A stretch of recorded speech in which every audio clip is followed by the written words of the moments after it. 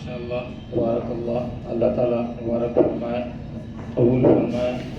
اس پڑھنے کو اللہ تعالیٰ ہمارے لیے ہدایت کا ذریعہ بنائے، مغفرت کا ذریعہ بنائے۔ کئی باتیں ایسی ہیں جو موقع پر موقع عرض کی جاتی رہتی ہیں۔ آج ان میں سے ایک بات خاص طور پر سے عرض کرتا ہوں، ایک تو ہے پڑھنا اور ایک ہے گننا۔ خالی پڑھ لینا کافی نہیں ہے، گننا بھی ضروری ہے۔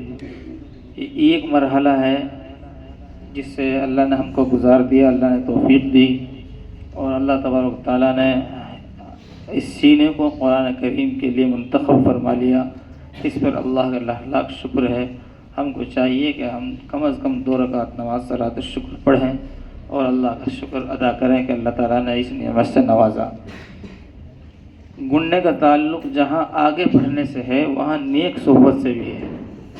اللہ تبارک و تعالیٰ نے ہماری برادری میں ہمارے لیے ایسے رہنما اور عظیم رہنما اور ایسی لائق صحبت شخصیت دی ہے کہ ہم اگر اپنے بزرگوں کی صحبت میں حاضری دیں تو انشاءاللہ ہماری تربیت پوری ہوگی، مکمل ہوگی، اور جس کو کہتے ہیں صحیح معنی میں گننا، تو آدمی پڑھے بھی اور گنے بھی۔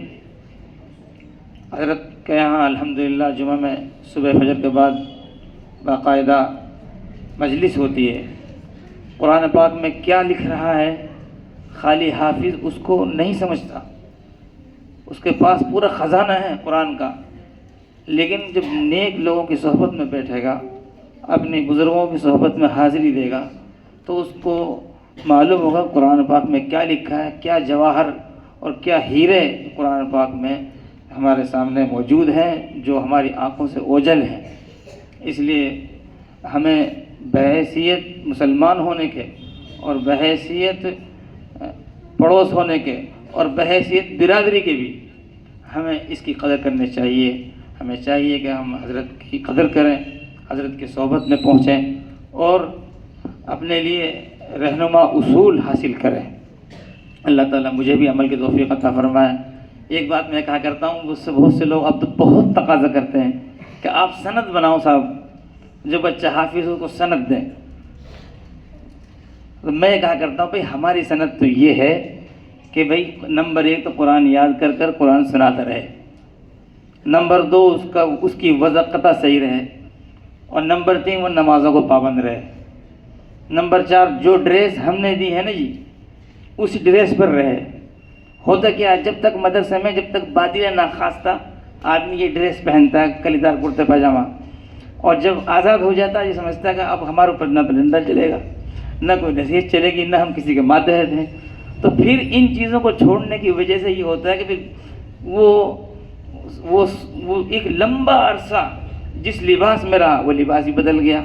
جب لباس بدل جاتا ہے تو صحبت ہی بدل جاتی ہے، جب صحبت بدل جاتی ہے تو اس کی جس جگہ پر بچہ ہوتا ہے وہ بھی بدل جاتا ہے۔ اس لیے میں نے بہت ہی اختصار کے ساتھ اور بہت ہی غور فکر کے بعد، حالانکہ میرا مزاج نہیں ہے حضرت کے سامنے میں کچھ عرض کروں، لیکن میں نے کسی وجہ سے بات کہی ہے کہ بھئی ہماری سند یہ ہے، قرآن یاد ہو، قرآن سنائیں، وضع قطع کا پابند ہو، نمازوں کا پابند ہو۔ جب یہ چیز رہے گی تو انشاءاللہ پھر یہ حفظ قرآن قبر تک اور حشر تک ساتھ رہے گا انشاءاللہ۔ اور اگر جناب جو ہے کہ حافظ ہو جانے کے بعد یہ سوچے کہ اب میں جیسے چاہوں بال رکھوں اور جیسے چاہوں داڑھی رکھوں اور جیسے چاہے میں کپڑے پہنوں اور جب چاہے فرصت میری نماز پڑھ لوں اور جب چاہے نماز نہ پڑھوں، تو پھر نعمت کا اللہ نے قاعدہ بنایا ہے، قدردانی کے ساتھ بڑھتی ہے اور ناقدری کے ساتھ اللہ ہم سب کی حفاظت فرمائے، اللہ تعالیٰ چھین بھی لیتا ہے۔ بہت بہت مبارکباد ہیں اور ان کے مستحق ہیں آپ حضرات، پورے گھر والے۔ اللہ تعالیٰ اس قرآن پاک کے پڑھنے کی برکت سے تمام بیماروں کو شفا عطا فرمائے اور تمام مرحومین کی مغفرت فرمائے۔ ہمارے درمیان ہمارے حضرت مفتی صاحب دامت برکاتہم تشریف فرمائیں، انتہائی غور کے ساتھ، توجہ کے ساتھ، عمل کی نیت سے حضرت کی نصیحت سنیں گے انشاءاللہ۔